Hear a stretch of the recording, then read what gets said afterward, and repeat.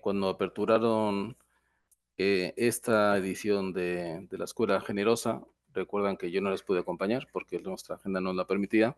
Entonces me quedo un poquito con esa preocupación de qué pena no haber dicho alguna palabra en ese momento, pues hoy simplemente les doy una bienvenida, sabiendo que ya es nuestra última etapa en esta edición, que no significa que la Escuela Generosa concluya hoy, porque saben que durante todo el año esta agencia que dice que no hay que dejarse a nadie atrás, siempre intentamos mantener esa inquietud de enfoque de género y ser feministas todo el año. Tal vez algunas más que otros, pero lo intentamos. Lo intentamos. Saben además que precisamente el año pasado, para que se visibilizara bien, no es que tuviéramos una edición en marzo, sino que además tuvimos la segunda edición también en noviembre. De hecho, es posible que algunas de vosotras estuvierais en esa edición de noviembre y hayáis recibido hoy vuestro diploma. Espero que esté todo conforme esperabais. Eso significa que esta sesión de clausura también tendrá una revisión de participación y recibiréis también vuestro diplomita. Sabéis que este tipo de propuestas cuentan con la colaboración de todas vosotras. Marielba siempre está ahí aportando todo lo que puede y más. Gracias, Marielba. Y igualmente este centro receptivo a las inquietudes que tengáis. No tengáis ninguna duda de si de repente nos hemos dejado algo por hacer o algo por completar, pues amablemente nos lo contáis. Lo habláis con la compañera, lo habláis con Mónica y nosotros seríamos receptivos para, bueno, ponernos al día y estudiarlo en siguientes ediciones. Hoy, además, es que no quiero quitaros tiempo, simplemente era compartir mi satisfacción por todo este esfuerzo que habéis mantenido y no le quería robar tampoco más tiempo a Ingrid, porque sé que además cerramos con broche de oro y bueno, tenemos que aprovecharlo. Vale, muchas gracias a todas.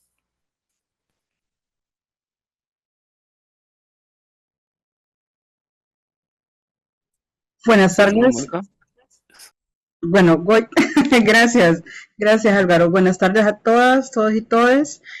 Hoy tenemos, así como acaba de decir el director del Centro Cultural, el cierre de esta sesión enfocada al ecofeminismo y nuestra ponente es Ingrid Hausinger.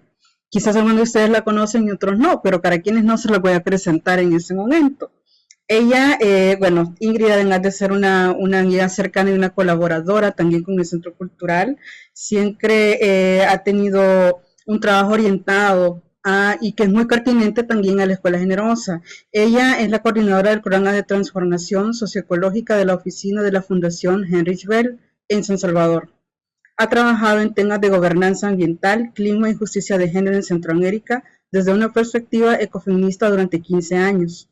Su trabajo se centra en la defensa de los derechos de las comunidades indígenas y en abordar el impacto de los proyectos mineros invasivos en los territorios, la calidad del agua, la biodiversidad y la identidad cultural. El compromiso de Ingrid con la justicia social y ambiental es evidente en sus esfuerzos por promover la autonomía, la autodeterminación y el reconocimiento de conceptos jurídicos pluralistas para los pueblos indígenas en América Latina. Además, Ingrid Hausinger ha colaborado en diversas publicaciones, como por ejemplo como editora invitada del último número de la revista Impúdica de aquí del Centro Cultural de España, donde exploró conceptos relacionados con nuestro entendimiento de la naturaleza y la humanidad. Su trabajo refleja una profunda comprensión de la interconexión de los problemas sociales, ecológicos y culturales, enfatizando la necesidad de soluciones sostenibles y equitativas. Gracias, Ingrid, por ser parte de esta escuela generosa. Te cedo la palabra y bueno, los dejo aquí. Voy a quitar mi cámara. Muchas gracias, Marielba y Mónica y Álvaro también eh, por esas palabras. Y bueno, yo muy honrada de la invitación. Ya vi las panelistas que tuvieron también en los otros momentos. Vi que en la última escuela estuvo Lorena Capnal y más bien qué honor seguir después de ella. Espero retomar algunos conceptos también que Lorena, que admiro mucho y tengo el gusto de conocer también. Retoma y posiciona también desde el feminismo territorial comunitario, ¿no? Que desde la Chayala.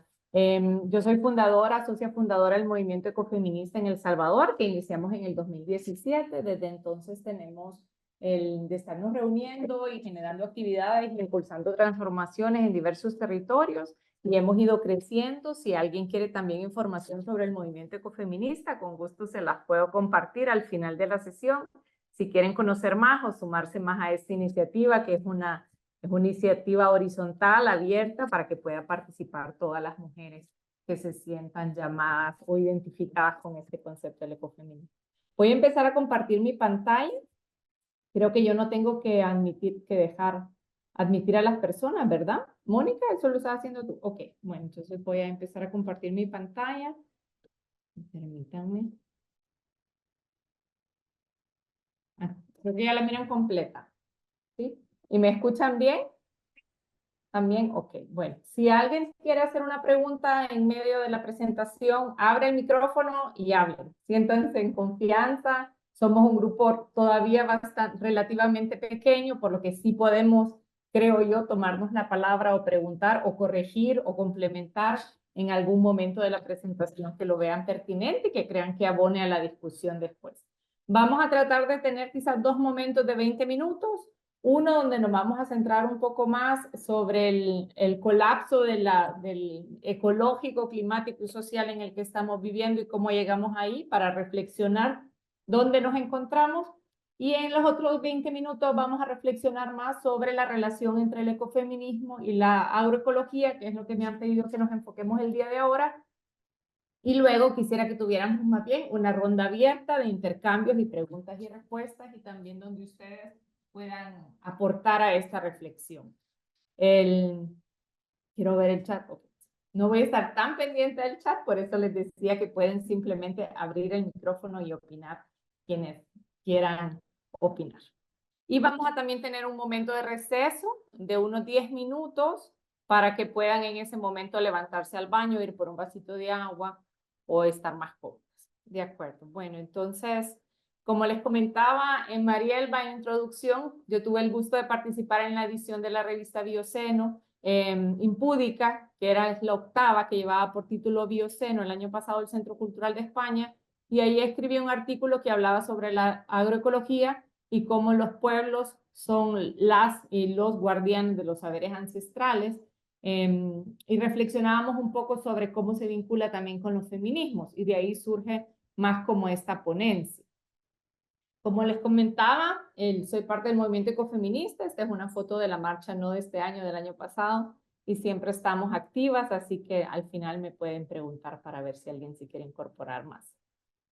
Este es un pulpo que habíamos hecho, que como pueden ver, ahí dice: los tentáculos del patriarcado capitalista extractivista están asfixiando la vida, y cómo este patriarcado extractivista y capitalista se vincula con la agroecología, o más bien la agroecología como resistencia también a este sistema opresor, o estos sistemas opresores, es lo que vamos a estar ahora discutiendo un poco más. A mí me gusta siempre iniciar, pero ya puse la lámpara, siempre me gusta iniciar preguntándoles, reflexionando un poco para salirnos de nuestro antropocentrismo, de estar centradas en la humanidad nada más. Siempre me gusta iniciar reflexionando hace cuánto creen que existe la Tierra, si alguien tiene una idea, hace cuánto creen que existe la humanidad y hace cuánto creen que existe la vida. Si alguien tiene una idea más o menos de años o miles de años, si quiere que me dice, simplemente puede abrir el micrófono. Nadie tiene el número exacto en la cabeza, pero más o menos una idea de hace cuánto creen que existe la Tierra. ¿Alguna tiene alguna idea? ¿Creen que los humanos existimos más de la mitad del tiempo que existe la Tierra, por ejemplo? ¿No? ¿Cómo cuánto tiempo creen que existimos los humanos, la humanidad? Yo no tengo idea de números exactos, pero sí Ajá. recuerdo haber visto como una gráfica Ajá. donde se mira que la Tierra ha existido una gran cantidad de tiempo y la humanidad prácticamente es un suspiro en toda esa línea del tiempo. Exactamente, la humanidad ha existido apenas un suspiro. Esta es una línea de tiempo, o una espiral de tiempo, mejor dicho, desde hace cuánto existe la Tierra, que más o menos son unos 4.500 millones de años, mínimo lo que estima la ciencia actualmente. Es un número tan grande, 4.500 millones de años, que ni siquiera lo podemos dimensionar de verdad en nuestra cabeza. Y si ustedes siguen esta línea, ven que pasa desde lo rojo, pero ya aquí, más o menos unos 1.000 millones de años después, empieza la vida ya en la Tierra. No en forma de, quizás no en forma de reptiles o mamíferos, pero sí en forma de bacterias y de algas. Y pronto, en realidad, ya bastante la vida marina con los tiburones, que fueron una de las primeras que todavía existen, o tipo de tiburones, digamos, mejor dicho. Y al final, los humanos empezamos en nuestra forma moderna, digamos, anatómicamente moderna, los humanoides como ahora nosotros nos desarrollamos desde hace 200.000 años más o menos. Ya el humano moderno, porque los grandes simios, digamos, de donde se desarrolla después el Homo sapiens, existen desde hace unos 6 millones de años, o existieron diversos tipos de homos, no solo el Homo sapiens, que somos nosotros, el humano sabiente o superior, ya desde cómo nos autonombramos, ¿no? Ahí se nota nuestro antropocentrismo.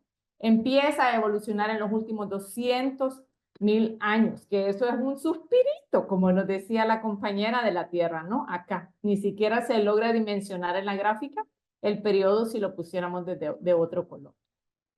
Esto es importante para que de verdad tengamos esta idea. Muchas veces en la ecología o en las personas dicen como los humanos tenemos que salvar la Tierra y la humanidad tenemos que salvar la Tierra, pero en realidad la Tierra ha existido y va a seguir existiendo sin la humanidad. Lo que nosotros ahorita estamos enfrentando y nos vemos confrontados, sí estamos viendo una pérdida grave de biodiversidad, ya la vamos a hablar, pero sobre todo lo que nos llama a actuar es el miedo de cambiar los ecosistemas de tal manera que ya no sean habitables para nosotros y para nosotras.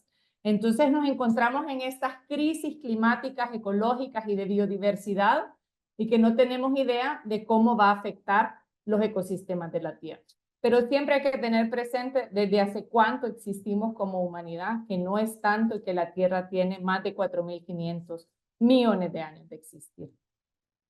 Otro punto con el que a mí me gusta iniciar o hacer esta reflexión del ecofeminismo y la agroecología es cuando dejamos de ser nómadas, que caminábamos, ¿no? Para buscar nuestra comida, para cazar, y no teníamos pueblos o ciudades o lugares sedentarios donde habitábamos, que durante la gran mayoría de la humanidad vivimos de esa manera.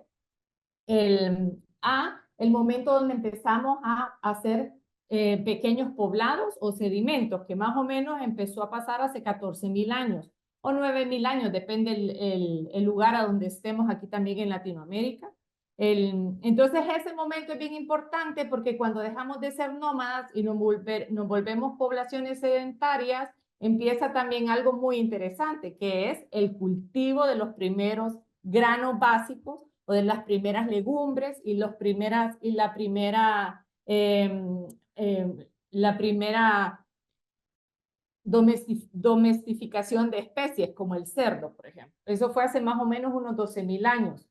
La agricultura como tal la conocemos ahora, los monocultivos nacieron mucho después, ya lo vamos a ver, pero hace 12.000 años ya los y las humanas estábamos nosotros cultivando arroz, maíz, poroto, caña, papa, frijol, coca, por ejemplo. El cerdo ya estaba domesticado, también la hiena ya estaba domesticada. Había muchísimos animales y trigos y legumbres que ya las estábamos domesticando y las empezamos a transformar. O sea que el maíz y el arroz, que son los más viejos, el arroz un poco más que el maíz, tenemos más de 10.000 años de estarlos prácticamente modificando a través de la agricultura tradicional, seleccionando la semilla de manera ancestral y por los pueblos 10.000 años para llegar a los tipos de semillas, diversas semillas que tenemos el día de ahora.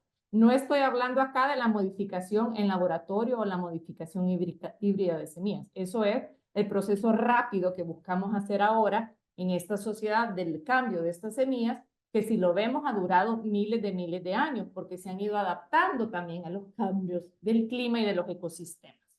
Entonces, este es un momento bien importante. Y como yo sé que ya estuvieron hablando también de feminismos y de ecofeminismo, ¿qué más pasa en este momento? ¿Qué pasa entre las relaciones de poder entre hombre y mujer cuando nos volvemos sedentarios? ¿Quién me comparte?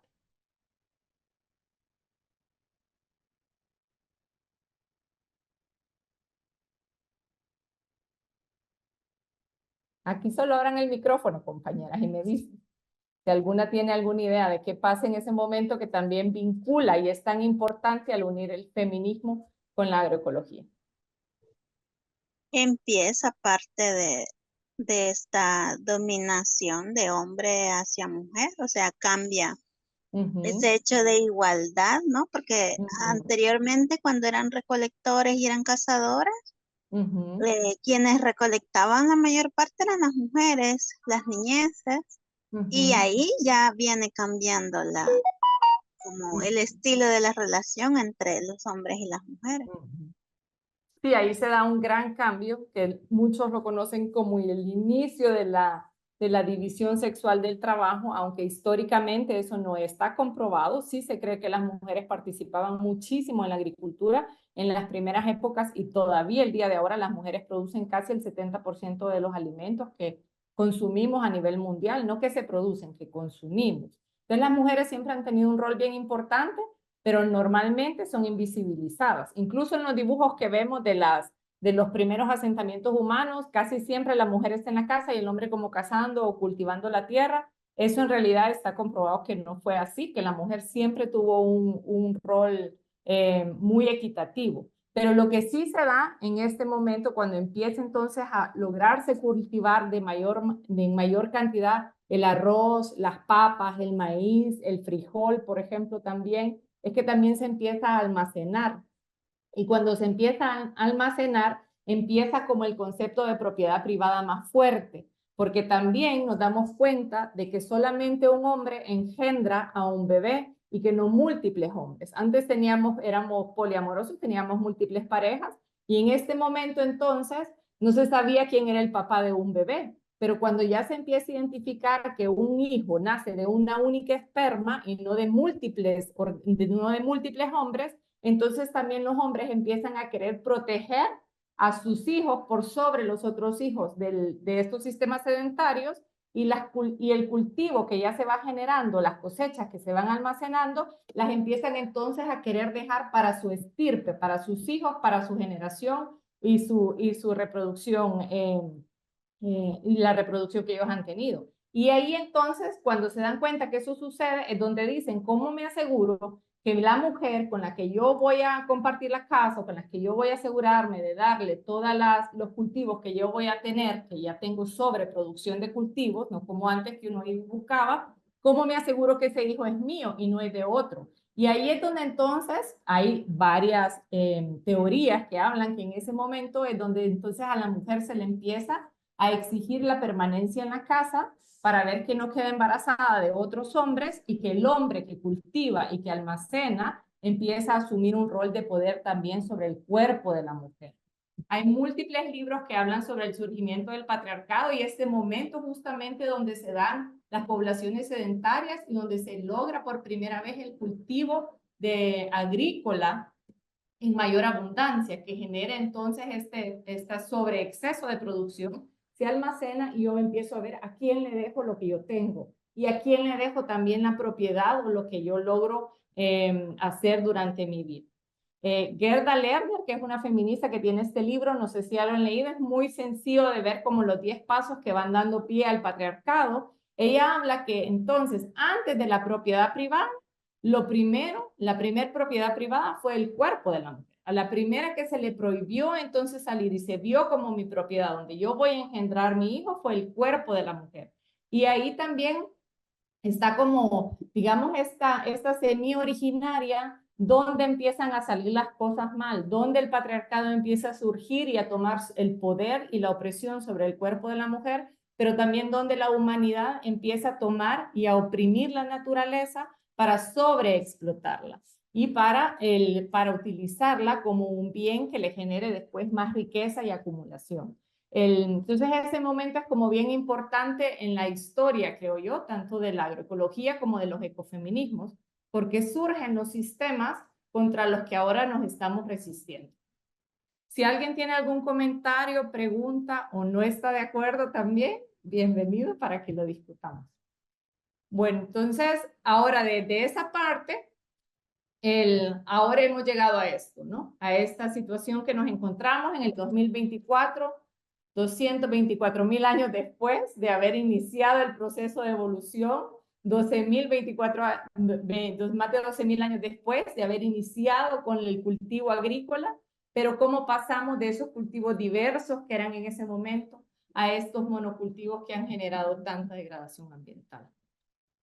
Actualmente existe este concepto que se llaman los límites planetarios, no sé si alguien ya lo ha visto, pero es un concepto que se creó en el 2009 por Rockstone, que es un investigador de los ecosistemas planetarios, que dice que existen 9 límites del planeta que no deberíamos de sobrepasar, que una vez que los hemos sobrepasado, entonces nosotros hemos roto como el balance o desestabilizamos los sistemas de la Tierra. Actualmente ya hemos sobrepasado 6 de esos límites, que uno de ellos es el cambio climático, otro es la pérdida de biodiversidad, el cambio de uso de suelo, el agua dulce, los flujos bioquímicos que tienen que ver con que hemos, como generado un desbalance en los nitratos y los fosfatos por tanto abono que le damos a la agricultura, y todos esos ciclos de los flujos bioquímicos están totalmente desbalanceados. También el tema de la contaminación, que ahí entra todo el tema de los petróleos y los plásticos, que actualmente, no sé si ustedes ya saben, pero nosotros estamos respirando microplásticos. La ciencia ha encontrado que tenemos microplásticos en el cerebro, en la leche materna, en la matriz, en la placenta, y que estos plásticos que están hechos a base de petróleo ya están interactuando con nuestro cuerpo territorio, generando cambios en nuestro sistema endocrínico y generando problemas de cáncer, malformaciones fetales, obesidad, pérdida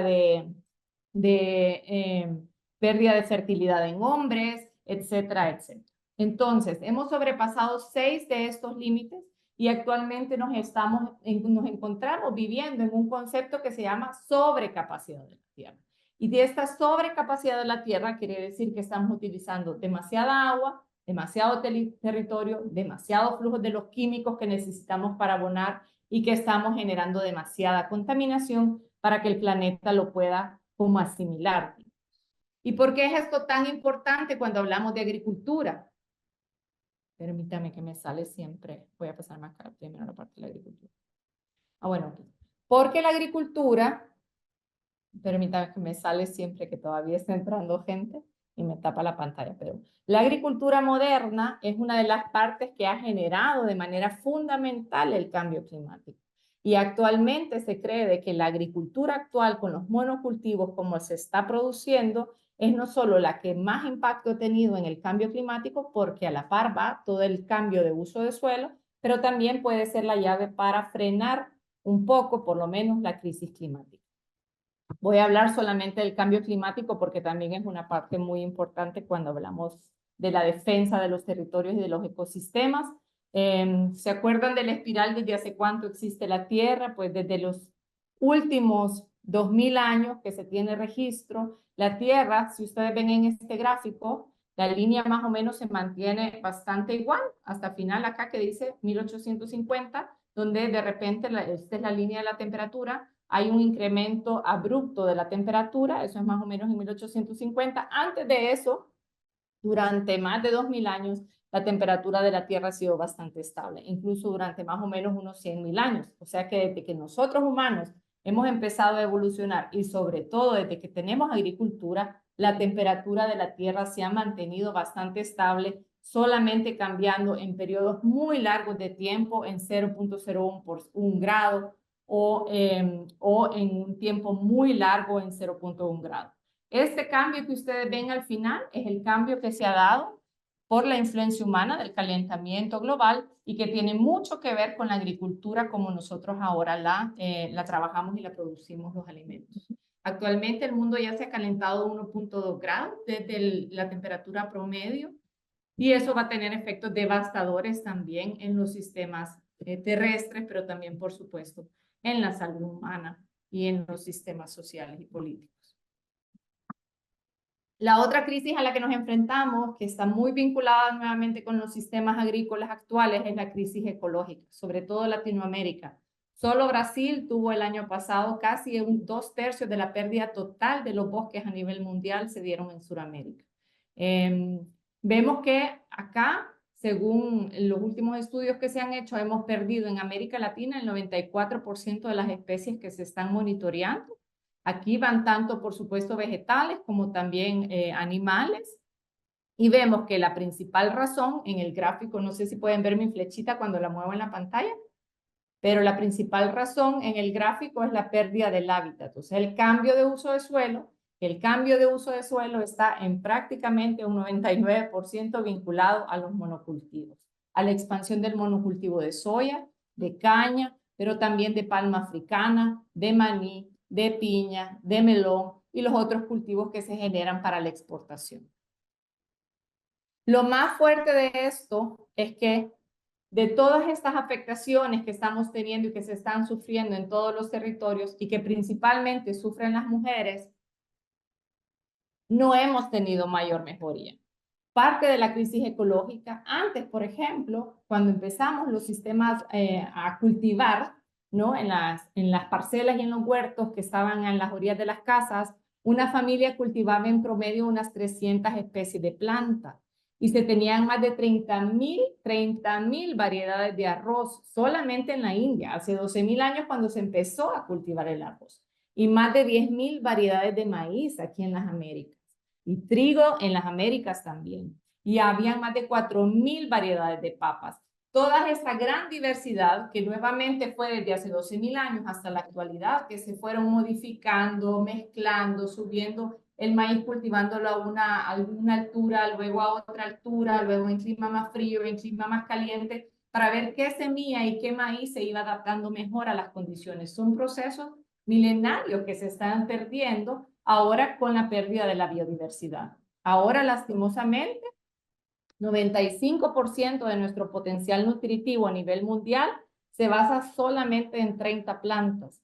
Y en los campos se cuentan apenas una docena de variedades de trigo, con suerte. Más del 80% de las variedades de maíz conocidas en 1920 han desaparecido y de las 30,000 variedades de arroz que un día hubieron, ahora solamente quedan 50. En el último milenio, cerca de 3/4 partes de la superficie terrestre han sido alteradas por la humanidad con un enfoque de producción intensiva, como los monocultivos que les mencionaba, ¿no? La soya, la caña, el café, el arroz, el algodón, lo que ha llevado a que el 75% de la diversidad de los cultivos se pierda solo en este siglo. También, por supuesto, acá está la ganadería intensiva, que es una de las más fuertes contribuyentes a este proceso.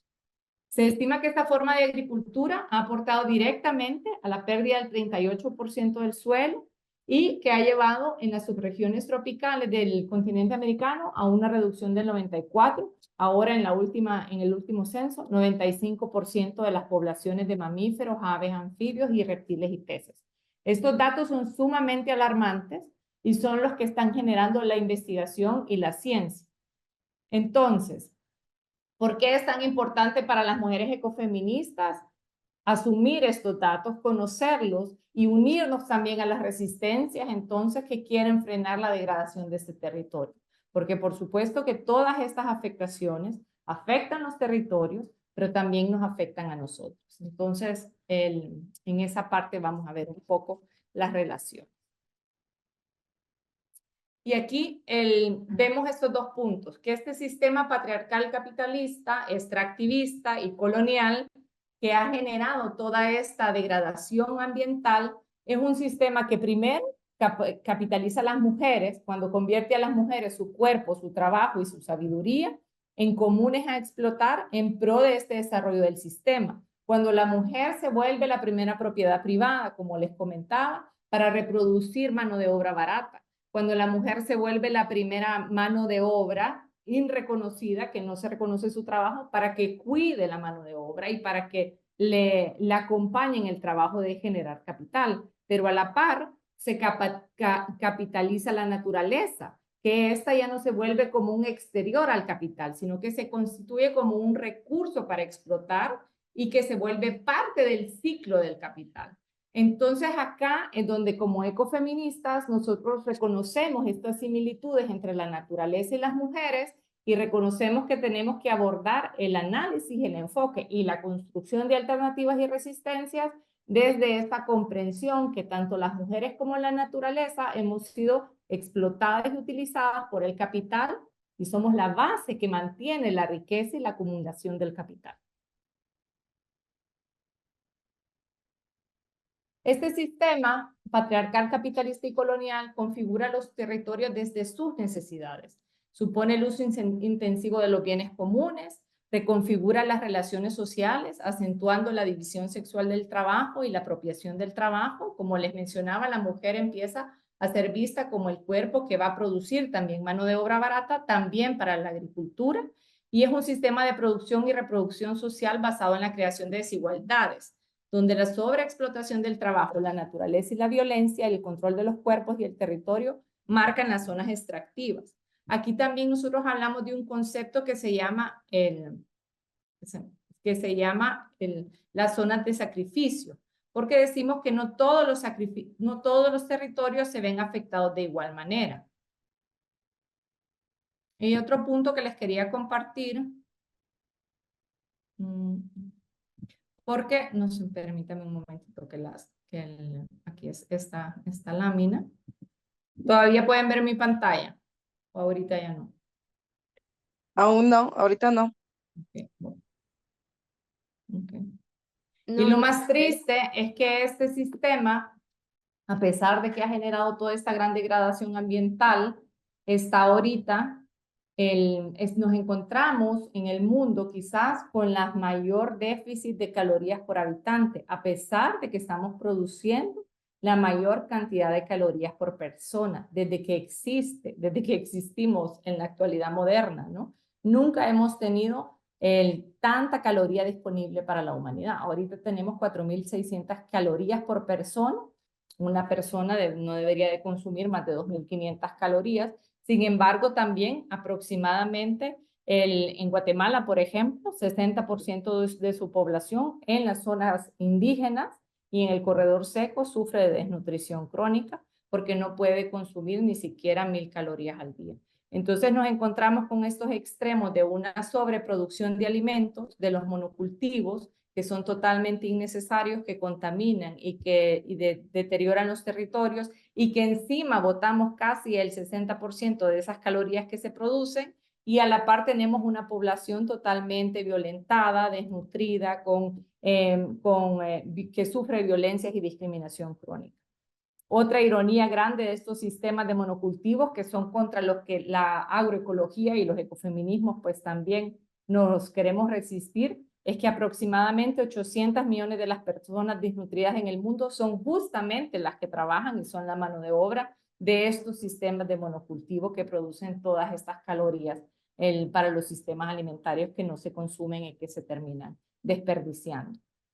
Solamente con reducir el desperdicio de la cantidad de alimento que se produce, no que se consume, estaríamos reduciendo casi en un 8% la cantidad de dióxido de carbono que se genera a nivel mundial. Entonces, ese es un punto también muy fuerte y crítico de los sistemas agrarios actuales. Y la agroecología también aborda el tema de cómo se comercializa y se distribuye la producción de los alimentos, no solo sobre cómo se producen los alimentos en el mundo. Este sistema de monocultivo inició con algo que conocemos, inició con un proceso que se conoce como la Revolución Verde, que me imagino muchos de ustedes sí ya lo deben de haber escuchado. La Revolución Verde se plantó como la respuesta al mundo para poder alimentar el mundo.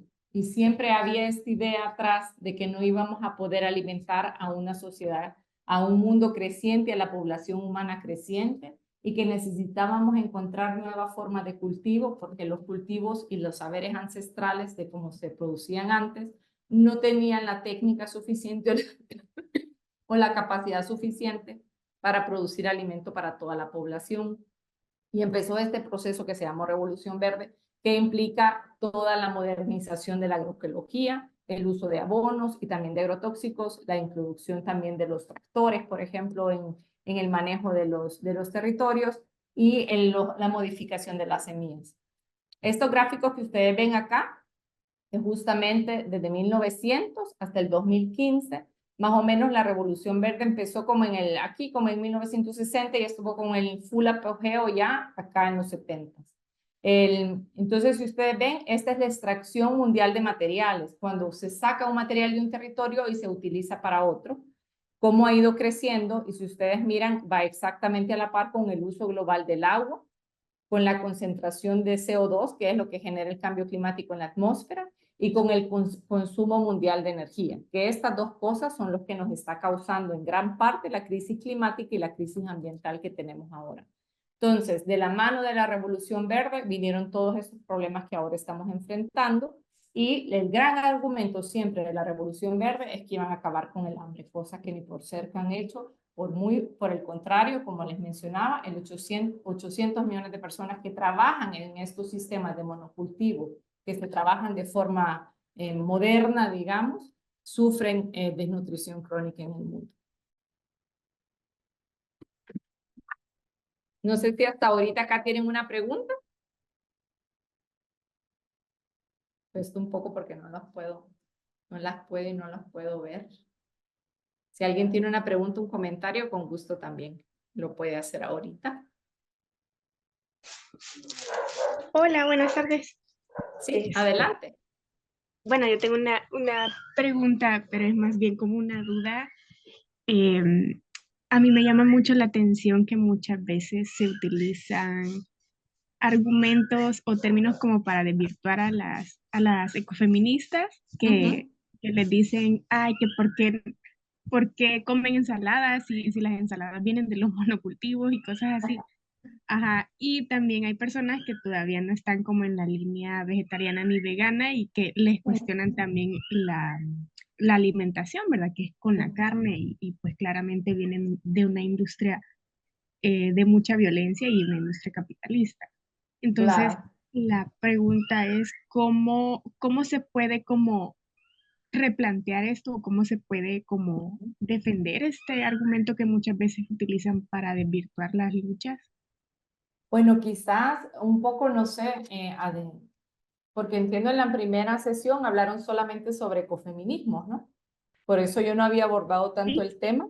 El ecofeminismo en sí, permítanme, voy a pasar acá. El ecofeminismo en sí nace como idea en 1974 como una crítica a la modernidad y la forma de explotación de la naturaleza, pero de ese ecofeminismo al ecofeminismo latinoamericano actual hay millas de diferencia. Ese ecofeminismo que nació más que todo en Norteamérica, sí era un ecofeminismo vinculado a mujeres de clase media alta, que generalmente sentían que por ser mujeres tenían una conexión especial con la naturaleza, no desde el reconocimiento que yo les mencionaba, que la naturaleza y las mujeres hemos sido como moneda de canje y moneda para la acumulación del capitalismo y del capital.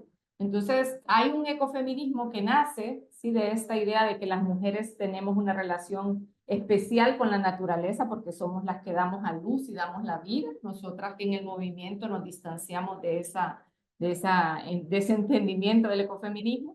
Y nosotros nos basamos en el ecofeminismo y la mayoría de ecofeminismos latinoamericanos tienen en común este entendimiento, que si bien las mujeres y la naturaleza tenemos una relación particular, porque hemos vivido la discriminación, la explotación y la sobreexplotación del sistema capitalista patriarcal extractivista, ambas sostenemos este sistema y ambas, las mujeres como la naturaleza o los ecosistemas, somos las que permiten la acumulación del capital con nuestro trabajo invisibilizado.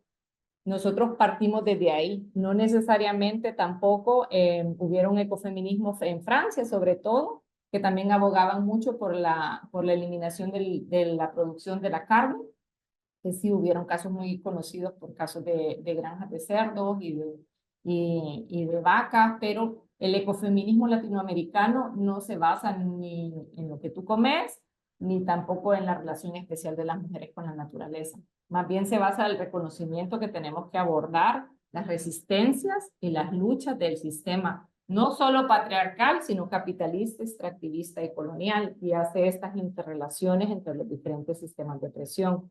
Por supuesto que como feministas buscamos ser coherentes y muchas ecofeministas tratan de ser, ya sea vegetarianas o veganas, o moverse en bicicleta, o tratar de no consumir, por supuesto, los productos que genera estos sistemas capitalistas patriarcales. Y muchas de ellas se dedican a la defensa del territorio, específicamente contra algunos monocultivos o empresas mineras, pero no necesariamente tiene que ser las feministas mujeres vegetarianas que solo comen lechuga, ¿no? Es más bien desde una filosofía, desde el análisis que se aborda estos sistemas. No sé si eso te ayuda un poco como a aclarar. Sí, sí, totalmente. Muchas gracias. Ok.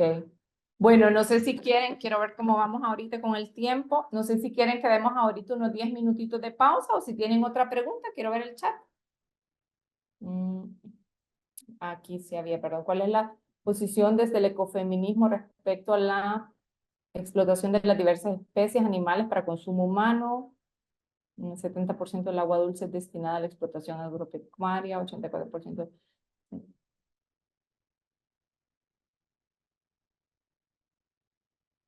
Sí.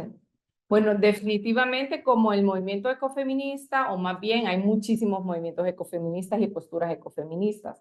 Nosotros acá en El Salvador, en lo personal, sí abogamos por la agroecología, y eso por supuesto que implica no necesariamente cultivos, una alimentación solamente vegetariana, por ejemplo, sino que más bien implica dietas saludables y tener la soberanía alimentaria para poder decidir cómo se quiere producir y alimentar. Lo que nosotras de ninguna manera respaldamos, sí, de ninguna manera respaldamos, es la producción masiva para la extracción y la comercialización en otro territorio sin que se reconozca el territorio y las afectaciones que se están haciendo en ese territorio, y donde solamente se beneficie y se acumule un beneficio capital en otro territorio a costa del cuerpo y del territorio, del territorio cuerpo y del territorio tierra.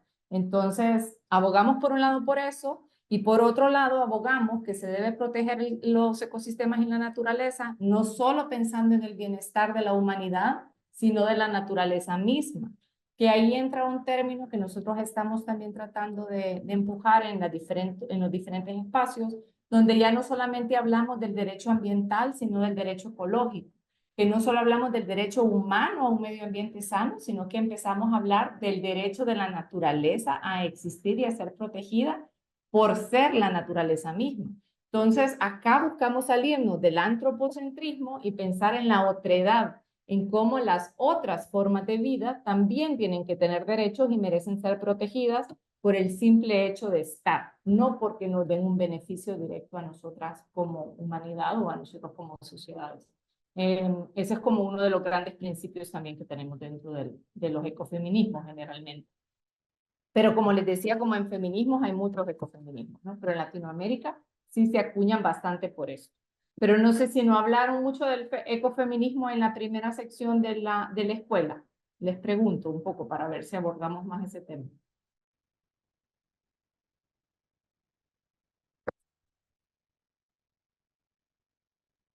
Se habló un poquito, Ingrid, sobre el ecofeminismo y un poco desde la visión de la ponente de la primera sesión. También se habló un poquito más sobre algunos conceptos cuando participó Lorena en la tercera sesión, pero ella ya introdujo otros términos y también habló de por qué ella no se consideraba ecofeminista. Como con ese término, ¿verdad? Entonces sí que nos han dado bastantes elementos, pero en este caso, digamos, el ecofeminismo latinoamericano ahora sí es como otro concepto, ¿verdad? También otra filosofía tal vez también, ¿verdad? Tienen elementos similares, pero difieren un poquito. Sí, definitivamente. O sea, sí surge de las resistencias y se vuelve como justamente un feminismo que busca incorporar tanto de los feminismos comunitarios y territoriales, pero también de las economías feministas, conceptos que ayuden al análisis de estos sistemas opresores de una manera más holística. Entonces, esa es un poco como la diferencia que tenemos con los otros feminismos. Pero si quieren, entonces podemos hacer una pequeña pausita y cuando regresemos podemos ver si tienen preguntas sobre ecofascismo. Cuando regresemos podemos ver si tienen algunas preguntas que quisieran abordar también sobre la situación de crisis en la que nos encontramos y el rol de la agricultura. Traté de una manera muy rápida de relacionar la crisis climática, biológica y ecológica con el desarrollo de la agricultura moderna, cómo se empezó a desarrollar para que lo tengamos presente, el tiempo que tardan los procesos sociales y humanos normalmente y con la velocidad que se ha implantado este sistema, que no es algo que siempre lo hemos tenido y que es lo que actualmente nos está también generando tantas crisis. Ese es un punto que hay que tener bastante claro, el impacto de la agricultura moderna en las crisis que tenemos. Y después entonces abordamos un poco más sobre el ecofeminismo y su relación con la agroecología. Bueno, quizás entonces antes de adentrarnos un poco más en el ecofeminismo, vamos a hablar brevemente sobre la agroecología, porque no quiero que la vayan a confundir con algunos conceptos que se conocen como agroecología, que no es la agroecología como se reconoce desde los movimientos sociales latinoamericanos. Entonces, por eso sí quería aclarar eso primero. Y eso va vinculado también a la pregunta que hacían sobre la postura del ecofeminismo, sobre la producción masiva que degenera y que contamina tanto los ecosistemas, que claramente estamos en contra de cualquier tipo de producción, o los feminismos y los ecofeminismos también están en contra de cualquier tipo de producción masiva que vulnere, violente a los ecosistemas, a las especies para el bienestar y para el consumo solamente de unos pocos y unas pocas, ¿no? Entonces, cuando hablamos nosotros de agroecología, nos referimos a esta rama o a este movimiento que surge en los años 70 como respuesta a toda esta crisis climática, que ya la comentamos, ¿no? Ya la vimos. Surge entonces la agroecología. En Centroamérica además está muy vinculada a la doctrina de fe, sobre todo la teología de la liberación y la educación popular de campesino a campesino, que también se dio muy fuerte en los años 70. Y ahí es donde más fuerte se empieza a escuchar el tema de la agroecología en la región latinoamericana. La agroecología y los ecofeminismos son ambos movimientos sumamente latinoamericanos. A pesar que el ecofeminismo surgió, como les decía, en los 70, sí, en Estados Unidos, no es el ecofeminismo que representa ahora la mayoría de los movimientos y donde ha sido abrazado, interpretado y construido de nuevo este concepto ha sido mucho en las poblaciones del sur, en Latinoamérica muy fuerte, pero también por supuesto en la India, en África, y la agroecología igual. Entonces, ambas son las respuestas sociales a la resistencia a estos sistemas de opresión. Entonces, la agroecología surge en los 70, pero acá sí tenemos que tener cuidado que la agroecología no es solamente una práctica. Siempre cuando hablamos desde la agroecología como movimiento social, es un movimiento social, es una práctica y es una ciencia. Hablamos de las múltiples dimensiones de la agroecología. Como una ciencia busca, y ojo, no como una ciencia solamente académica, justamente como una ciencia busca incorporar saberes ancestrales, busca reconocer y entender cómo se cultivaba antes. Por ejemplo, sabemos de que los aztecas conocían más de 24 tipos de suelos diferentes, dónde cultivar qué tipos de semillas de maíz. Sabemos que los pueblos de la Amazonía mezclaban vasijas y hojarascas en el suelo ácido del Amazonas, logrando un tipo de tierra que se llama terratrén, que es sumamente fértil, y son procesos que se hicieron durante cientos de miles de años y que se fueron modificando, pero también en conjunto con los ecosistemas. Sabemos de que los pueblos ancestrales sabían cultivar múltiples semillas y fueron ellos justamente, como les decía, quienes han logrado modificar de manera tradicional y por selección durante miles de años las diferentes semillas que ahora tenemos de maíz, de trigo, de arroz, de frijol, que son las semillas ancestrales que llamamos y que son las que tanto tenemos que proteger. En la práctica, sí habla también de cómo nos entendemos como humanidad y naturaleza, con la otredad, con las otras formas de vida, cómo nosotros nos vamos a relacionar y cómo vamos a producir, pero de una manera que sea respetuosa y que no sea impositiva y destructora. Y como movimiento social habla, por supuesto, de toda la equidad de género, por un lado, muchísimo, pero también de las redes, de los mercados, de las ferias campesinas, que todo eso de manera conjunta es parte de la soberanía alimentaria. Entonces, La agroecología no es solamente estas prácticas que a veces pues el CATIE o los organismos de cooperación creen decir que una finca agroecológica es agroecológica porque usó abono bocachi o porque tiene diversidad de árboles frutales en medio de la finca de café o porque tiene un sello de comercio justo. Ninguna de esas actividades de manera individual vuelven a una finca agroecológica. Un territorio solamente se vuelve agroecológico si la población que lo habita también es parte de un movimiento social que abogue por la soberanía alimentaria, que abogue por la dignificación de la vida, que abogue por la transformación de todo un sistema agrícola.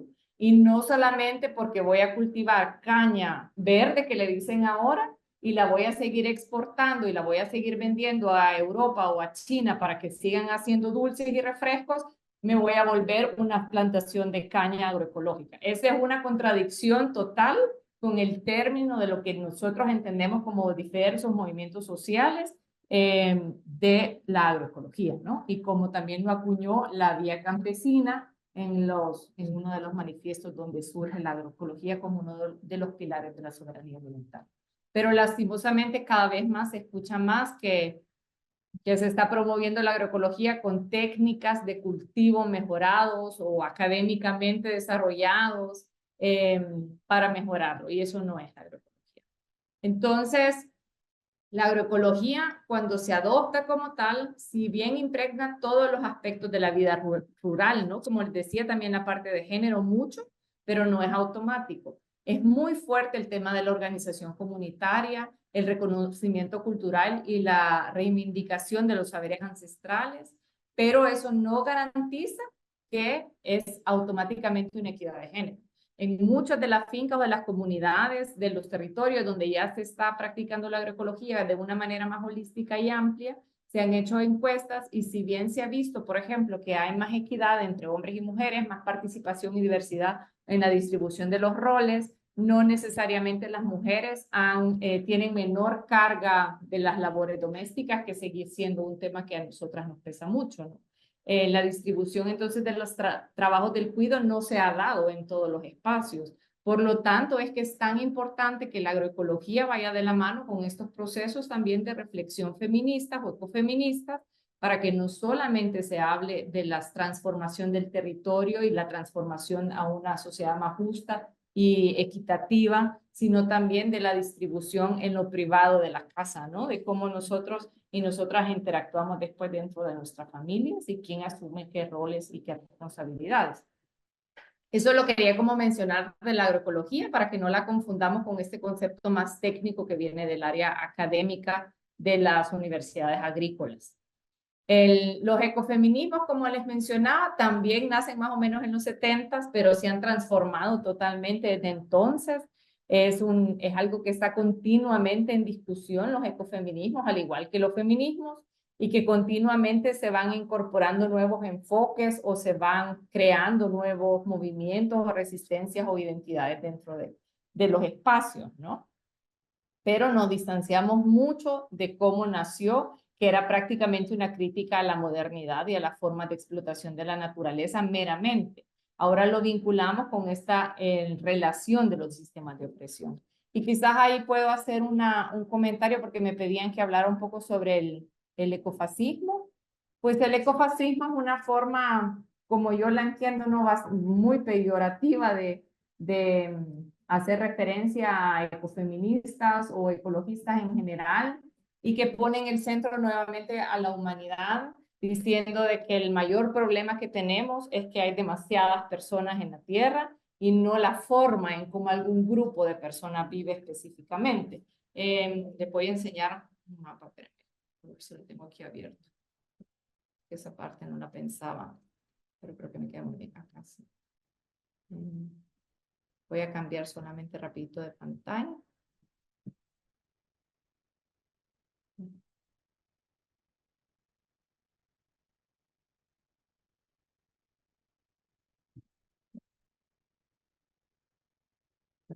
Lo voy a poner así porque no sé por qué no lo puedo poner más grande. No sé si logran ver este mapa. Este mapa. es el mapa de la deuda de carbono, no sé si lo pueden ver. Es un mapa que muestra las 100 compañías o las 100 empresas en el mundo que han generado prácticamente el 98% de los gases de efecto invernadero y dónde están distribuidas. Y infla entonces los países donde se encuentran. Por eso es que todo el norte global se mira tan inflado como una pelota. Europa ni se reconoce. Alemania justamente está sumamente estirada y acá gorda, pues. Igual que los Estados Unidos, Centroamérica y Latinoamérica casi desaparece completamente porque son las distribuciones que tenemos a la crisis climática y podemos ver de que existe una territorialidad en la crisis climática muy marcada, donde el norte global es quien genera esos problemas y es el sur el que está teniendo estas afectaciones. Pero más allá de eso, también existe esto a nivel de las personas individuales, porque existe un porcentaje sumamente pequeño, creí que tenía ese mapa acá, perdón. No. Existe un porcentaje sumamente pequeño que es el que ha generado la crisis ambiental y que aparte también es el que acumula el capital. Entonces, no es un problema que tenemos en el mundo por tener demasiada población, es que tenemos un 10% de la población que consume casi un 70% de los recursos que se generan y que acumula aparte todo el capital sin una distribución justa ni equitativa, ni muchísimo menos de todo el alimento que se genera. Entonces no es un tema de que existe demasiada población en el mundo, es un tema de la mala distribución y de la sobreexplotación de los territorios y de las poblaciones específicas. Como les decía, dentro del ecofeminismo tenemos ese término que se llama zonas de sacrificio, que también lo usan las feministas territoriales o anti-extractivistas, donde decimos de que no todos los territorios son neutros, que en los territorios es donde se dan las resistencias, pero también donde se dan los derechos, y que estos territorios o estas zonas de sacrificio son, uno, los cuerpos de las mujeres, sobre todo las mujeres indígenas, afrodescendientes, rurales, que son las que se sacrifican para que hagan el trabajo, para sostener el bienestar y la vida de opulencia de un grupo pequeño de la sociedad, pero también son los territorios que están a la par de los pueblos indígenas y de las afrodescendencias o comunidades costeras empobrecidas. Esos territorios son los que se sacrifican para extraer los metales, para extraer toda la materia prima, para extraer el marisco, para extraer las langostas, para extraer todo lo que se quiera de ese territorio para mantener la vida de opulencia de unos pocos. Entonces, cuando hablamos de ecofascismo, generalmente lo que se pone en el centro del argumento es que somos demasiados humanos y casi que habría que hacer como una eliminación de ciertos grupos de la población. Es un tema sumamente chocante para que se pueda mantener el ecosistema vivo. Y no se habla sobre el cambio ni el proceso de transición de los sistemas que están generando todos estos problemas. Tanto sentido que en el sur global haya mayor interpretación y desarrollo del ecofeminismo cuando es mayor impacto negativo. Sí, justamente por eso se desarrollan estas dos líneas muy fuertes en el sur global, porque son las respuestas a todos estos sistemas de opresión. Entonces, el enfoque ecofeminista habla justamente que debemos considerar las desigualdades de género que surgen de los territorios estructurados por las relaciones de poder. Entonces, el territorio, igual que para las feministas territoriales, es sumamente importante en el ecofeminismo y vincula además del territorio cuerpo, habla del territorio de manera histórica y simbólica donde uno vive. Supongo Lorena habló bastante de eso, Lorena Capnal en la última ponencia. Y es ahí donde se dan estas relaciones de poder y estas luchas. Pero también para el ecofeminismo la acumulación del capital se acomoda a esta estructura social y patriarcal y se va perpetuando a través de estas relaciones de poder que son las que no logramos cambiar, ¿no? Y el capitalismo avanza entonces a costa de convertir a las mujeres, su cuerpo, su fuerza de trabajo, sus saberes ancestrales, su historia, en un común a explotar en pro del desarrollo del sistema. Y acá también avanza entonces a costa de convertir a la naturaleza en una moneda, en una moneda para generar capital y desarrollo. Entonces la expansión sobre nuevos territorios requiere que este pacto entre la alianza capitalismo y patriarcado se esté renovando. Por eso, como ecofeministas, nosotros decimos que no podemos solo votar al patriarcado, tenemos que votar también el capitalismo consumista, extractivista, colonial, que es este sistema que ha sumido a la sociedad en la actual crisis que tenemos. Y no quiere decir de que todas las ecofeministas tampoco vivimos en zonas rurales. Yo soy una ecofeminista que vive en una zona urbana y tengo que encontrar mi identidad con el territorio en una urbe sumamente difícil de encontrar el vínculo, ¿no? Con un territorio dentro de una zona urbana, pero aún así, uno de los grandes retos que nos ponemos es encontrar ese vínculo con el territorio y entender la historia desde ese territorio y vincularla con las historias personales que tenemos en nuestro cuerpo. Esta es una gráfica que les quería mostrar. A veces es un poquito difícil de ver, pero ¿ven mi flecha cuando yo la muevo, Mónica? ¿O no? Sí, la podemos ver. ¿Sí la pueden ver? Ah, ok. Entonces, esta es una gráfica que la hizo una feminista que se llama Diana Corso de Colombia, que me gusta mucho porque representa muy bien cómo las ecofeministas de Latinoamérica o del sur entendemos más el ecofeminismo, ¿no? Y es esta imagen representa unas montañas donde se acerca una empresa minera a querer extraer el oro de esa montaña.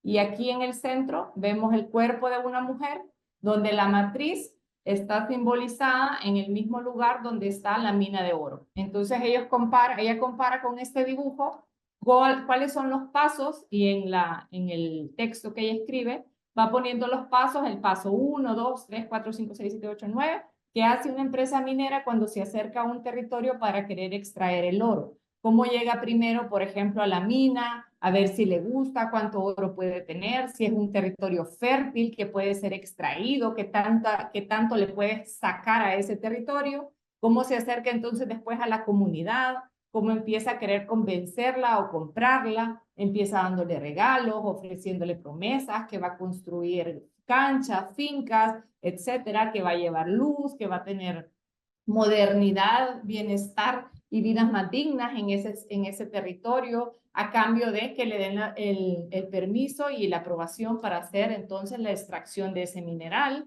Luego, cuando ya firma y hace la solicitud con el Estado para que se le dé su licencia ambiental para la extracción de la mina, se vuelve como el contrato matrimonial en el caso de las mujeres, que ella lo compara, y luego la extracción, el abandono de la mina, los conflictos territoriales y sociales que se van dando cuando esa mina se ve extrayendo, pero la montaña o el territorio cada vez se ve más degradado, contaminado y enfermo, y al final cómo se va dejando un territorio empobrecido, que ya no es fértil y que ya ha perdido valor ante la sociedad también. Y hacia la par, en los mismos pasos, como en el patriarcado, un hombre se acerca a donde una mujer, viendo primero si le gusta, si es fértil, si no ha tenido hijos, si nadie la ha explotado antes, si tiene buenas caderas para poder producir y engendrar más hijos, cómo se acerca a la familia, empieza a ofrecer regalos para conquistarla a ella, pero también a los padres, cómo empieza entonces a venderse que él va a ser una persona que va a llevar dignidad y vidas dignas a la familia, que se va a hacer cargo de los hijos, que la va a mantener bien y que la va a tener siempre cuidada y sana. Pero luego vemos entonces cuando ya se logra la firma del matrimonio, que ella lo equipara a la firma cuando el Estado le da el permiso de extracción a la minera.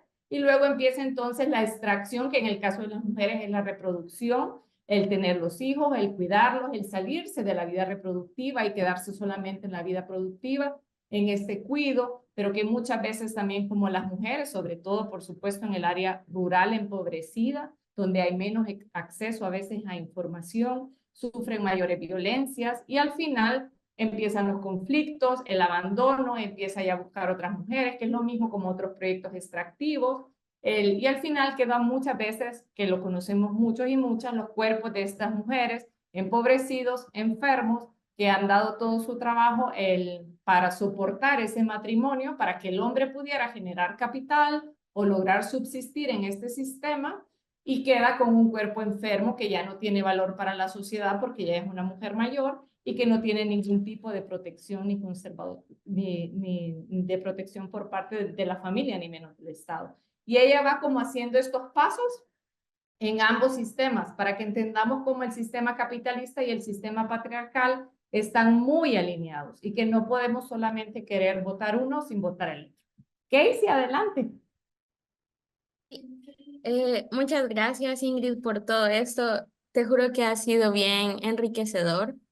Y Ángel, tengo como una idea, vean, que cómo precisamente ese mismo sistema capitalista, extractivista y colonial permea tanto en las dinámicas sociales que hace que no concibamos otras realidades fuera de la misma.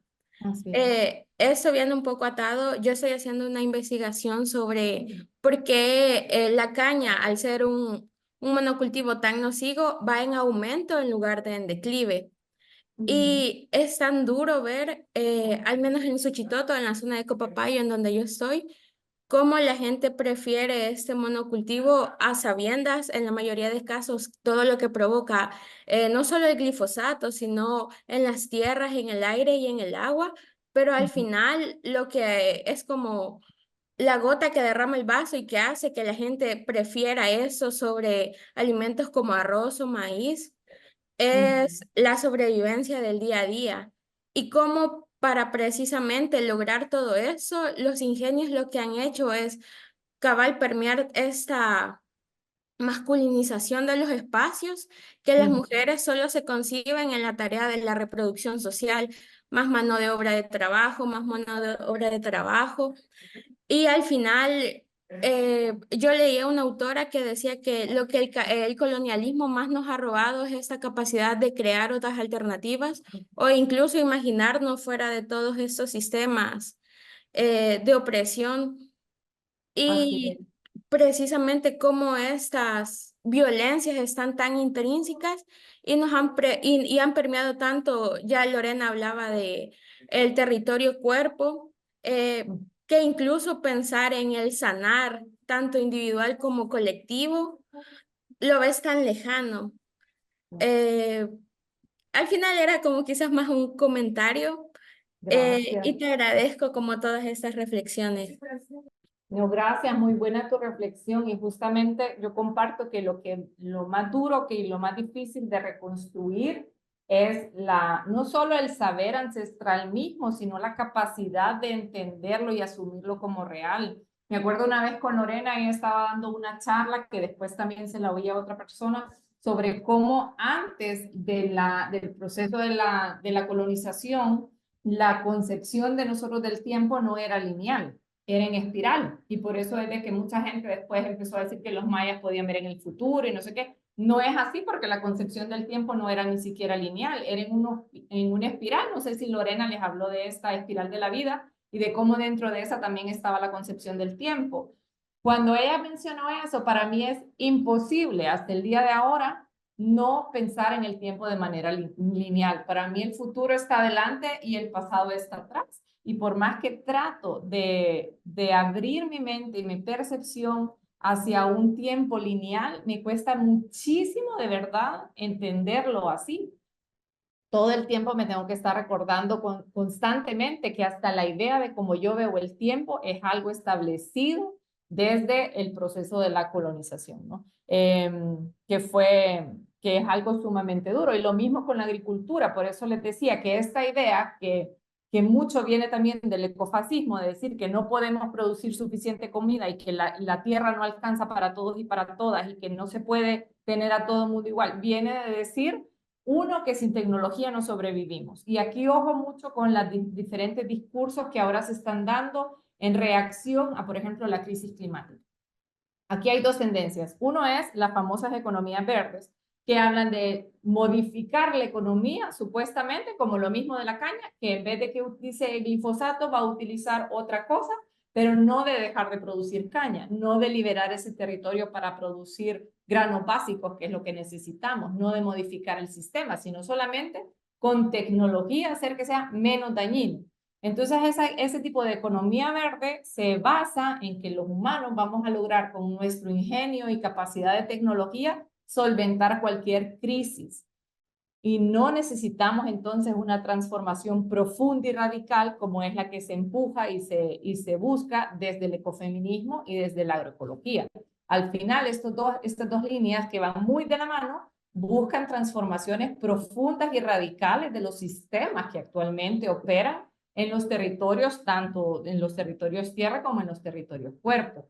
Y van muy de la mano y se complementan porque no todos hacen las reflexiones en las mismas líneas. O sea, el ecofeminismo no habla solamente sobre agroecología, sino también sobre otras áreas de la vida, y la agroecología se enfoca de manera muy fuerte en la necesidad de modificar los sistemas agrícolas, que son uno de los grandes puntos que está generando todas las crisis que tenemos, tanto sociales, políticas como ambientales, ¿no?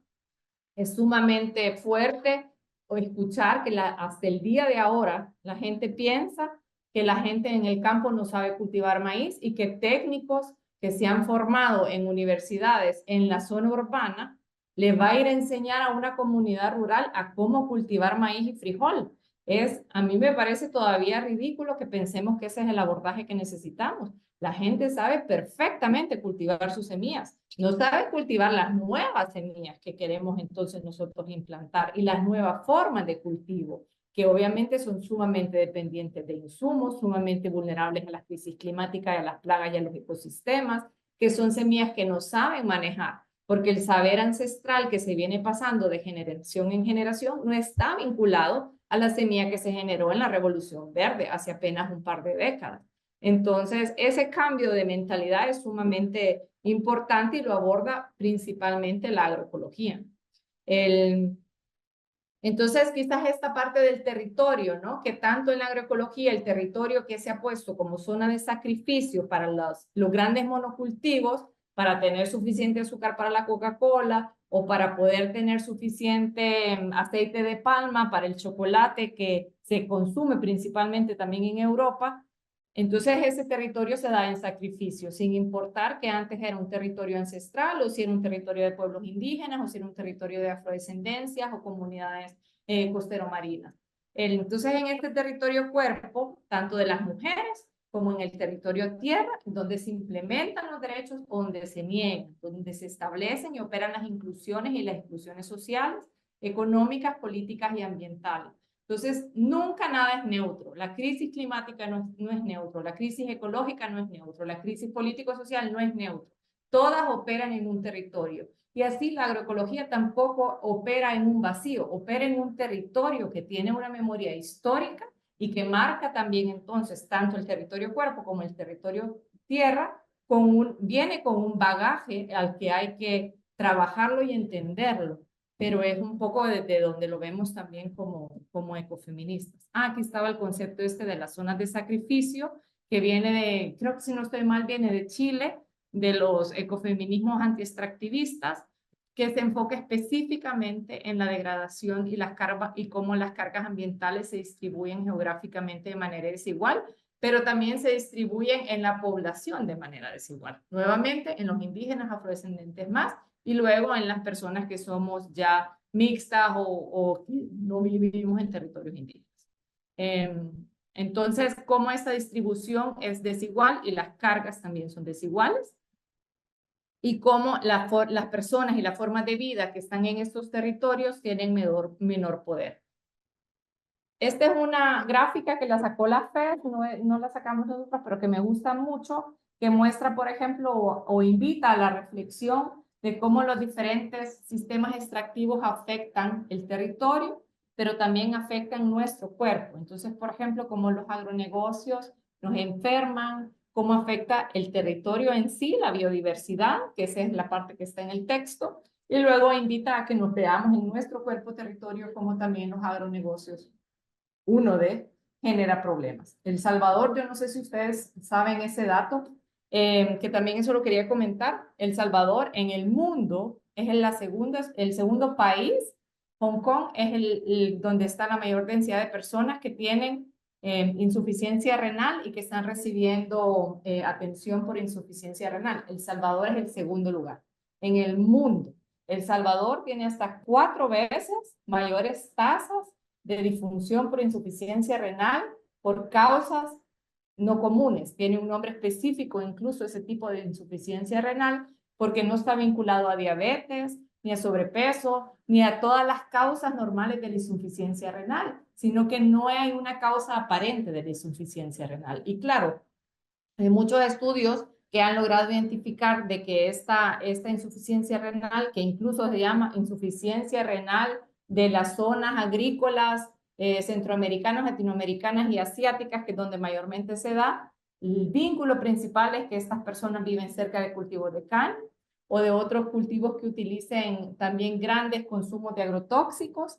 Sin embargo, por supuesto que cuando empezaron a salir todas estas investigaciones, que ya tienen un tiempito y hay muchísima evidencia de cómo sí es el agrotóxico el que está generando la degradación de los riñones y generando la insuficiencia renal, a la par empezaron a salir muchísimos artículos que decían que la principal causa era la deshidratación.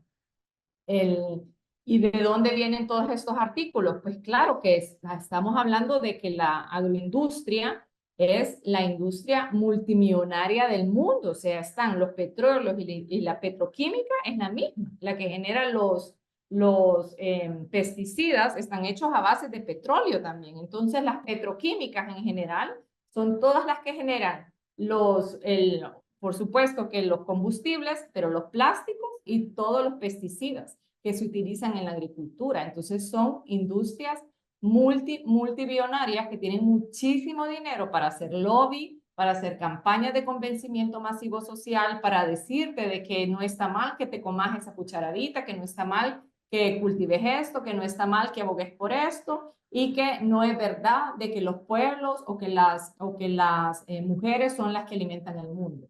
Hay también incluso Oxfam, la FAO, hay un grupo que se llama ETC, no sé si lo siguen, les puedo pasar el link, que ellos han hecho muchos estudios sobre cuánto es el porcentaje de la comida, no de la producción, de lo que comemos se genera a través de los huertos y de las parcelas que tienen las mujeres en su territorio. Y para Latinoamérica, quiero ver, creo que lo puse en una lámina acá, para Latinoamérica es impresionante el impacto que tienen las mujeres en la producción, ¿dónde las tengo? En la producción, aquí está, en la producción de alimentos. En esta gráfica que igual les puede quedar acá, se estima que las mujeres producen entre el 60 y el 80% de los alimentos que se consumen, no que se producen en general, para la región latinoamericana. Y sin embargo, de todas las mujeres en Guatemala, Honduras, El Salvador y Nicaragua, más de 10 millones que sí cultivan la tierra, pero cultivan tierras que no les pertenecen. Y que en todo el mundo apenas el 18% de las zonas que se explotan o se cultivan de manera agrícola, solo le pertenece el 18% a las mujeres. A pesar de eso, en ese 18% generan casi el 80% de alimentos, depende de la región. Porque la mayoría de tierras agrícolas se dedican al producto de monocultivos, no de alimentos para las familias. Entonces, muchos se venden, de ese se desperdicia mucho y otros se utilizan para la producción masiva de Nutella y de gaseosas, que no es el alimento que se come en las casas, o que nutre por lo menos, ¿no? De esas mujeres también es importante que la mayoría no tiene ingresos propios y que en general las mujeres ganan 25% menos que los hombres. Todos estos datos son datos que la agroecología y el ecofeminismo también quiere cambiar, pero específicamente la agroecología lo busca trabajar y modificar, dando una visibilidad a las mujeres, a la producción que las mujeres hacen en el campo, y también obviamente reconociendo sus aportes y respetando sus derechos.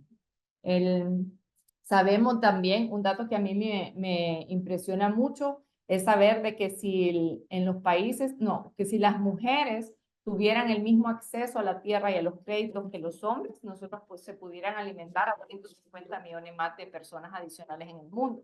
Entonces, nuevamente, cuando alguien viene y dice que el problema es que estamos en una sobrepoblación, no estamos más lejos de que ese argumento sea verdad. El problema no es la sobrepoblación, el problema es la mala distribución y la sobreexplotación de específicas zonas que se sacrifican para el bienestar de otros, empezando por el cuerpo de las mujeres. Obviamente, el de las mujeres principalmente rurales, campesinas, indígenas, pero también de las mujeres empobrecidas que viven en las zonas urbanas. Entonces, por eso es que nosotros como ecofeministas o el ecofeminismo en general, lo que busca es visualizar esta relación, y aclarar y llamar a que de verdad no abordemos una cosa sin la otra.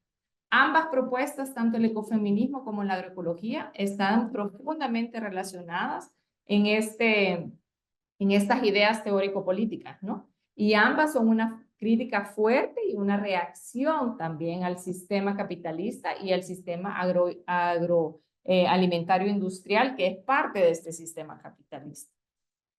Ambas contribuyen al cuestionamiento de las relaciones entre la sociedad y la naturaleza, justamente en tenemos derecho como humanos cultivar o el producir animales de la manera como se hace ahora, las granjas de cerdos o de vacas, que además de generar muchísima destrucción, tenemos nosotros el derecho de posicionarnos sobre otras formas de vida y violentarlas de esa manera.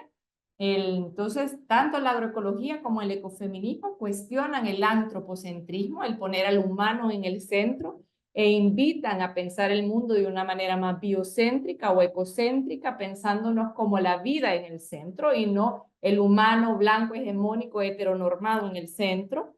Y además, ambos identifican tanto el antropocentrismo, como les decía, como el androcentrismo, que es el hombre en el centro, y los etnocentrismos, o sea que las razas, las etnias, las poblaciones indígenas y afrodescendientes son donde se continúan perpetuando las desigualdades.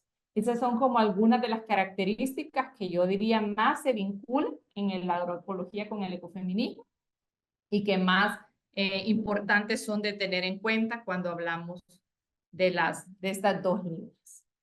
Entonces, quizás por ahí me quedo yo por un momento para ver que todavía tengamos un tiempito para discusión y preguntas.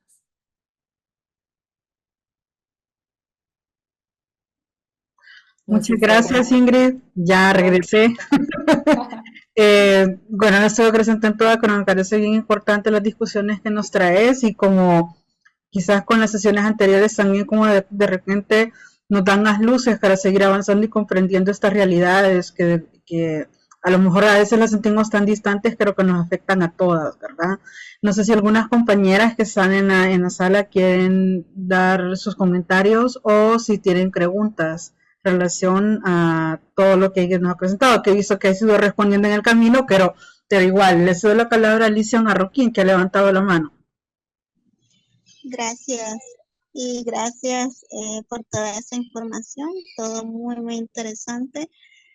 Creo yo que da como tristeza también el ver como todos esos datos y esas realidades que sí es cierto, están ahí, pero que no siempre como las visibilizamos o las pensamos. Entonces, quisiera yo saber si nos podría comentar sobre algunas acciones que como personas, como individuos, como que estamos, digamos, por ejemplo, desde las zonas no necesariamente rurales, podríamos hacer para acuerpar y para tratar de también cambiar como estas realidades. Gracias. Gracias, Alicia. Sí, bueno, yo como les digo, a mí no me crean nada, como dice Tita Torres, yo digo y ustedes investiguen y cada quien que lo reflexione para sí mismo, ¿no? Pero una de las cosas que más, a mi parecer, estos sistemas buscan es como quebrar nuestras esperanzas. En realidad sí las cosas están graves, sí tenemos que reaccionar, pero también tenemos muchas cosas a nuestro favor, tenemos muchísima información como nunca antes le hemos tenido. Tenemos muchos datos que se han generado tanto en comunidades como desde la academia también, en una sinergia. Tenemos todos estos saberes ancestrales que todavía los podemos rescatar porque hay pueblos que los han guardado. Entonces sí tenemos muchas cosas a nuestro favor y podemos también utilizar la tecnología a nuestro favor. Ninguna de estas dos líneas, ni la agroecología ni el ecofeminismo, están en contra del desarrollo de nuevas tecnologías, siempre y cuando estas no sean supresivas o busquen extraer y generar más contaminación o perpetuar estos sistemas opresivos que están dando tantos beneficios a unos pocos por sobre los demás. Entonces, no es que estemos en contra de las tecnologías y estas son utilizadas para un bien social y para una justicia. Entonces, tenemos muchas cosas a nuestro favor por ese lado. Sí, obviamente con el tema climático estamos con eso ya encima. La crisis climática ya no se va a poder parar porque tiene una sinergia que sigue, pues, porque hay tanto gas acumulado en la capa de ozono, no solo dióxido de carbono, sino también otros, que aunque dejemos de producir o de emanar de manera inmediata, ya hay un proceso que no lo vamos a poder parar. Pero sí podemos prepararnos con toda la información que tenemos y sí podemos unirnos para presionar a las grandes industrias a dejar de generar estos gases tan dañinos. Desde las personas que vivimos en la urbe, digamos, por el lado de la agroecología, iniciar viendo dónde compramos nuestros alimentos, a dónde queremos acercarnos a comunidades. Aquí en El Salvador está la canasta campesina. Si uno tiene un poquito más de ingresos, puede acercarse a esa iniciativa que te lo van a dejar a la casa y son comunidades de Comasagua que lo están produciendo, pero sino también comprar en los mercados, ir al mercado y no ir necesariamente al súper. Y si uno va al súper, ver que sea un producto que se hizo local y no que sean los aguacates que vienen ni siquiera de México, sino que de Chile. O sea, a veces ni siquiera son los productos que tenemos acá. O si vamos a comprar tomates, no busquemos comprar los tomates que vienen importados de otro país que se produjeron, ni sabemos cómo, sino tratar de consumirlo local. Hay un gran tema que también se ve dentro de la agroecología, que es todos los sistemas de los sellos de clasificación, que es algo que la agroecología no apoya. Eso, por ejemplo, es algo que se mueve mucho dentro más desde la academia. La agroecología habla de los sellos de certificación de una manera más social y que sea más accesible a las personas que de verdad producen de manera agroecológica, porque son las que menos químicos quizás están utilizando, pero comprar un sello, por ejemplo, de Rainforest, el de la ranita, es sumamente caro, puede valer hasta $20,000. Si comprar el sello de Fair Trade es sumamente caro, que las cooperativas de las comunidades rurales más pobres que producen quizás de esa manera no lo pueden pagar. Entonces son negocios que se van entablando aparentemente para volver el negocio más verde, pero en realidad no están abordando el tema de la injusticia social. Entonces lo mejor es comprar en el mercado, si uno puede acercarse y conocer fincas o personas que produzcan directamente. Aquí hay muchas personas que venden, por ejemplo, pollo orgánico, que lo venden hasta en Facebook y uno los puede llamar y te lo van a dejar en la casa, o naranjas o plátanos que vienen a venderlo a la tiendona y que uno les puede comprar directamente, que poco a poco quizás no produzcan de manera orgánica, pero recordemos que la agroecología no solo es la producción orgánica, es tener más control sobre el mercado, que la riqueza se distribuya mejor, que no exista solamente un monocultivo, sino comer de manera más diversa y producir más sano, por supuesto, es una base, pero no es solamente la producción orgánica. Eso es agricultura orgánica, no es agroecología. Entonces, por un lado, lo que comemos, también cómo nos transportamos, si podemos fomentar también el uso del transporte público. Yo sé que es sumamente difícil, pero cada vez habemos más personas que andamos en bicicleta en San Salvador. Hay un grupo que se llama Cicla 28, que también se pueden acercar. Ellas, por ejemplo, a mí me enseñaron a andar en bicicleta en la zona urbana. Al principio cuesta, pero luego uno encuentra sus rutas y sus maneras de movilizarse. Reducir el consumo del plástico, que está vinculado con el petróleo y con el cambio climático. La producción de plásticos es casi 13% de lo que queda de nuestro budget de carbono. Y nos lo meten en todos lados. Ahora envuelven hasta una guayaba en plástico. No utilizar Durapax. Esto va desde los cambios pequeños en la vida de uno, digamos. Involucrarse activamente en una estructura y hacer un movimiento en ADESCO, en la alcaldía, para pedir la prohibición de plásticos, para pedirle que se hagan más rutas de bicicletas, para pedir de que se modifique o apoyar las leyes de soberanía alimentaria en el país. Eso ya va en un nivel, digamos, un poco más allá del activismo o de la incidencia política. También uno lo puede hacer a través de redes sociales, pedir firmas o promover redes o proyectos que vayan en línea con estas iniciativas. Entonces hay muchas formas de cómo involucrarse. Y lo que de verdad no podemos hacer es simplemente quedarnos en la desesperanza y decir ya todo está perdido, ¿ya para qué? Hoy vamos a festejar y a seguir contaminando y haciendo lo que queramos y que se salve quien pueda. Porque justamente una de estas grandes ilusiones que nos ha hecho el capitalismo es la idea del emprendedurismo. El decir, el que emprende sale adelante y el que no es porque es un aragán, porque todo el mundo que es emprendedor sale adelante. Y entonces ese individualismo que nos hace hasta sentir culpables, que no logramos sobresalir y subsistir con dignidad, nos lo ha hecho este sistema. Nadie sale adelante solo, nadie sale adelante sin oportunidades, sin redes y sin comunidad. Es mentira que salen los emprendedores solos adelante. Ahí habrán un par porque tuvieron una gran suerte y alguien nos quiere enseñar y decirme cómo sí se puede, pero eso es muy, muy raro. Entonces no nos dejemos romper las redes, no nos dejemos romper la ilusión de que sí podemos construir vidas más dignas y busquemos dónde involucrarnos, así como en el movimiento ecofeminista. La que quiera es solamente para mujeres, pero pueden acercarse las mujeres que quieran al movimiento, con mucho gusto. Gracias. Y tenemos un comentario de Wendy Calix. Ella dice que en Honduras hay un grave problema con la zona de empleo y desarrollo económico, sede o ciudad modelo.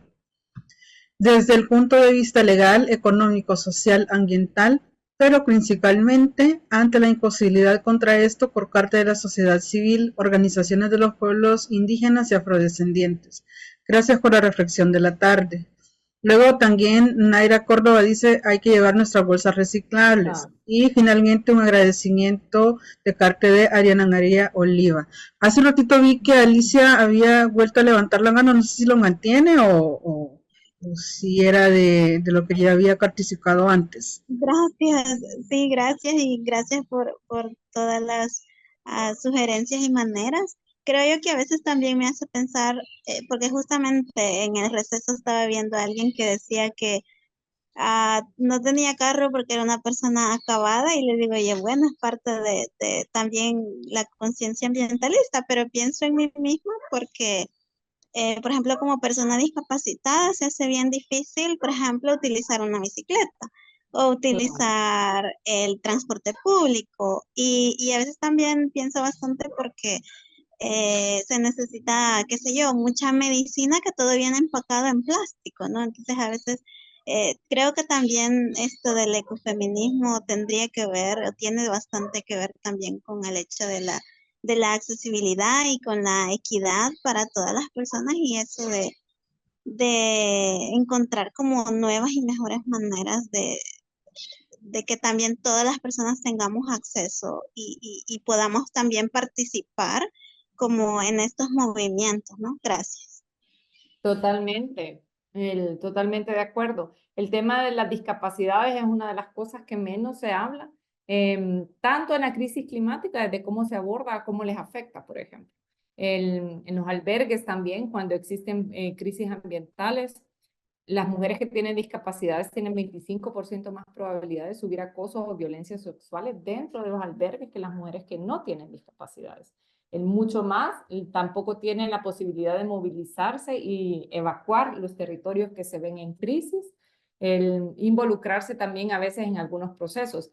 En el movimiento hay un grupo de mujeres no videntes que sí participa bastante fuerte y siempre nos llaman como a la reflexión. Pero por supuesto que la idea de cuando decimos vamos a vivir en comunidad es que las personas que sí necesitan transportarse, como en tu caso, que si tenés dificultades para usar una bicicleta o el servicio público, por supuesto que entonces la sociedad tiene que tener el beneficio para las personas que sí lo necesitan. El punto es que estamos sobreutilizando a las personas que no lo necesitamos. Y ni hablemos de las mujeres de la tercera edad o los hombres de la tercera edad, que son la mayoría los que producen los alimentos del campo también, los alimentos que consumimos, que reciben también una discriminación sumamente fuerte y que no la abordamos. Y las juventudes, por otro lado. Entonces, pero las personas con discapacidad es uno de los grupos y que no es ninguna minoría, por cierto, que está totalmente invisibilizado, tanto en los estudios, en los planes de acción, incluso dentro de los movimientos. Eso sí es totalmente cierto.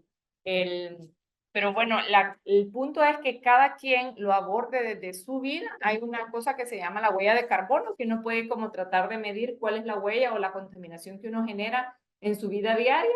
Y si lo pones en Google, te sale ahí cómo calcular mi huella de carbono y te ayuda a ver a dónde puedes reducir. Pero la mayoría de veces, muchas personas en el campo también, por ejemplo, no tienen huellas de carbono tan altas por las formas en cómo se alimentan, cómo se movilizan o cómo viven, no tienen aire acondicionado. O sea, la diferencia entre una persona que vive en Dubái, por ejemplo, y nosotros acá en El Salvador La persona de Dubái consume hasta 400 veces más lo que nosotros consumimos acá de energía. Entonces esas disparidades en el mundo, en el territorio y entre las personas son las que tenemos que tener presentes cuando reflexionamos y no pensar solamente que el feminismo somos las mujeres o que la agroecología son las personas del campo, sino que de verdad verlo de una reflexión más holística de todos los puntos. Y con el tema, solamente para cerrar con el tema del carro, porque claro, estas empresas que tienen millones de dólares para generar propaganda, nos han lavado la cabeza sobre lo que significa desarrollo. Y desarrollo es ir en mi carro, en carro de año, cambiar el teléfono cada rato, tener ropa nueva todo el tiempo, tener una casa más amplia, utilizar todas las cosas de plástico porque son más higiénicas, cosa que no es cierto. Y toda esta idea de desarrollo que la vemos en las películas de Hollywood y en todos los anuncios de televisión que nos puedan vender, que no es la idea de desarrollo. Incluso ahora con el tema del transporte público, la bicicleta, si una persona tiene dinero para comprarse un carro, es incomprensible por qué no va a andar en carro, por qué se va a arriesgar a andar en bicicleta o hasta ridiculizar andando en bicicleta. Es una cosa socialmente no aceptada ya en nuestra sociedad porque vinculamos el desarrollo con esta forma totalmente como emplasticada en una burbuja, en estas casas modernas y minimalistas, toda blanco con plástico, como el desarrollo y la vida sana y limpia, ¿no? Y vemos el campo como lo viejo, lo sucio, lo que hay que renovar, restaurar, arreglar, sacar adelante, y no puede estar eso más lejos de la realidad. Bueno, gracias Ingrid. Solo un comentario más y ya vamos a ir cerrando porque ya se nos va a ir acabando el tiempo proyectado para esta sesión. Solo dice Claudia Carolina Castro de Soto, muy realista, no solo es el deseo de emprender, sino la manera en que se lleva a cabo. Muchas gracias por estos comentarios. También te agradece Susana Flores y Lara María Gates. Yo creo que ya cerramos participaciones. Mónica, que ya anda por ahí. Te agradecemos, Ingrid, todos tus conocimientos también, por todo lo que has compartido. Vaya manera de cerrar la Escuela Generosa también, me parecen reflexiones súper importantes. Si empezamos a juntar cada una de las sesiones, todo este bombardeo de información que, como yo dije, al final es un viaje que nos hace explotar la cabeza porque nos deja demasiadas reflexiones y nos aterriza en cada una de nuestras realidades como mujeres, en nuestros cuerpos y en nuestros territorios. Así que muchas gracias, Ingrid. Mónica, les doy la palabra. Que tengan buena tarde todas, todos y todas. Gracias, María Elba. Gracias, Ingrid, por tu participación. Bueno, realmente nos deja mucha enseñanza y muchos elementos para reflexionar también y para tomar decisiones, ¿verdad? Sobre las urgencias nuestras y de la sociedad. Gracias a todas por el interés de participar en esta edición de la Escuela Generosa. Pues con Ingrid cerramos ya la escuela de marzo de este año